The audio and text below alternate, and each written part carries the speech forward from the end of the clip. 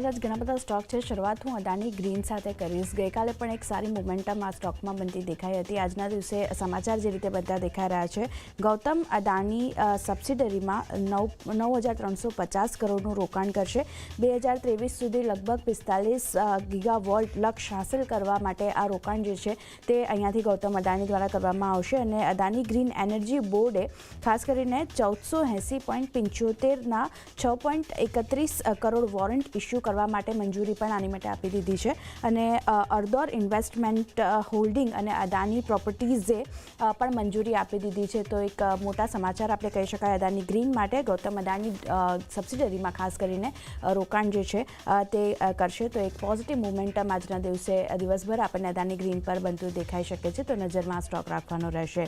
કન્સાઇન Nerolac next counter, અહીંયા જે રીતે સમાચાર બનતા દેખાઈ રહ્યા છે, કંપનીએ એથોન ડેવલપર સાથે કરાર કર્યા છે ખાસ કરીને, અને કુલ 926 કરોડમાં લોઅર પરેડના લેન્ડ પાર્સલ વેચવા માટે આ કરાર કરવામાં આવ્યા છે. અને નીરજ, તમને જણાવી દઈએ કે આ જે કંપની છે, કન્સાઇન એરોલેકનો જે પ્રોજેક્ટ છે તે આપણા કંપનીની સામે જ છે, આપણી ઓફિસની સામે છે.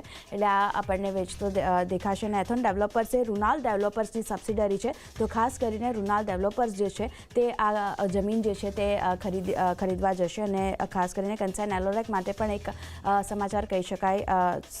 આપણને દિવસભર કન્સાઇન એરોલેકમાં એક એક્શન આજના દિવસે બનતી દેખાઈ શકે છે. તો અહીંયા પણ નજર રાખવાની રહેશે.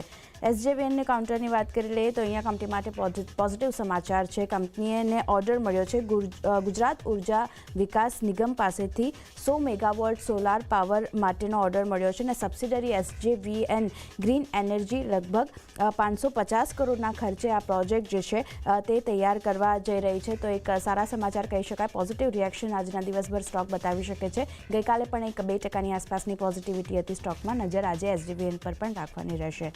ઝાયડસ લાઈફની વાત કરી લઈએ તો નેગેટિવ સમાચાર સ્ટોક માટે બનતા, કંપની માટે બનતા દેખાઈ રહ્યા છે. ટેક્સ નોટિસ મળી છે. સબસિડરી ઝાયડસ હેલ્થકેરને ટેક્સ ડિમાન્ડ નોટિસ મળી છે. અને ખાસ કરીને અસેસમેન્ટ યર 2024 માટે કુલ 284.6 કરોડની જે ટેક્સ નોટિસ છે તે મળી છે. તો તેને કારણે ઝાયડસનું કાઉન્ટર આજે પણ નેગેટિવ રિએક્શન બતાવી શકે છે. નજર અહીંયા પણ રાખવાની રહેશે. અને વાત કરી લઈએ વિષ્ણુ પ્રકાશ આર પુગલિયાની, તો બોલી કંપની દ્વારા જીતવામાં આવી છે.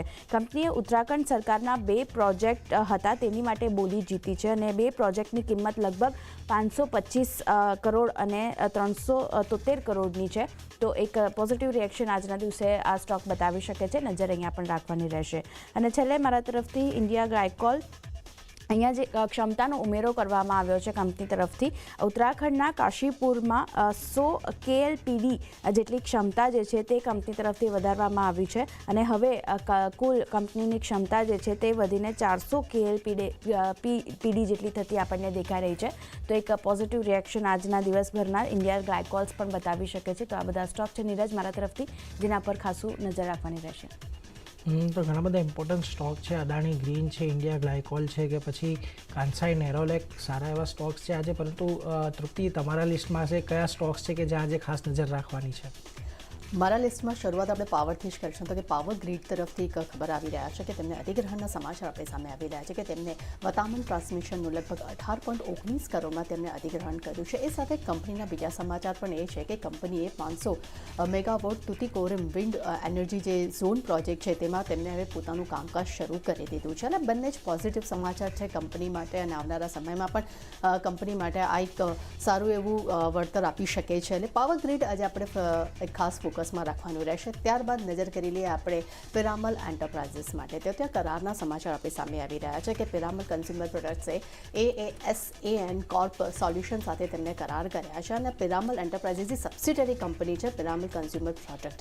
અને લગભગ 875 કરોડમાં લોર પરેલ સ્થિત પિરામલ ટાવર જે છે તેના માટે, તેના અધિગ્રહણ માટે, એટલે તેના ડેવલપમેન્ટ માટે કંપનીએ આ કરાર કર્યા છે.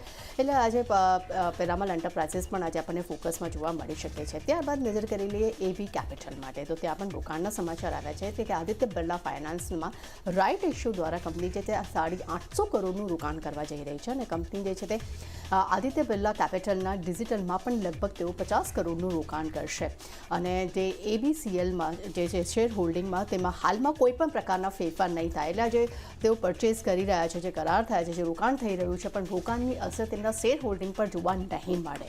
એટલે આજે AB કેપિટલ પણ ખાસ ફોકસમાં રહેશે. ત્યારબાદ આપણે નજર કરી લઈએ CMAC પર, તો ત્યાં MOUના સમાચાર આવી રહ્યા છે. તે કે HL ઓફર્સ સાથે તેમને MOU કર્યા છે. તે કે ઓફિસર સપોર્ટ વેલ્સ સી પર્લના જે ચાર્ટર પ્લેન તેના ભાડે આપવા માટે તેમને આ MOU કર્યા છે અને કે તેના રેટની વાત કરીએ તો લગભગ પર ડેનું જે રેટ છે તે $8,750 રહેશે. એટલે 3 વર્ષ માટે આ કરાર કર્યા છે અને કંપની લગભગ HLને $9.59 મિલિયન ભાડું ચૂકવશે. એટલે ખૂબ જ પોઝિટિવ સમાચાર છે. આવનારા સમયમાં આપણને આનું એક સારું ઇમ્પેક્ટ પણ જોવા મળી શકે છે. ત્યારબાદ નજર કરી લઈએ UGRO પર, તો ત્યાં એક બેઠક યોજાવા જઈ રહી છે કે 29 ડિસેમ્બરે ફંડ એકત્ર કરવા પર તેઓ નિર્ણય લેશે અને તેના પર આ બોર્ડ બેઠક યોજાવાની છે અને NCTX દ્વારા આ ફંડ એકત્ર કરવા પર તેઓ વિચાર કરશે.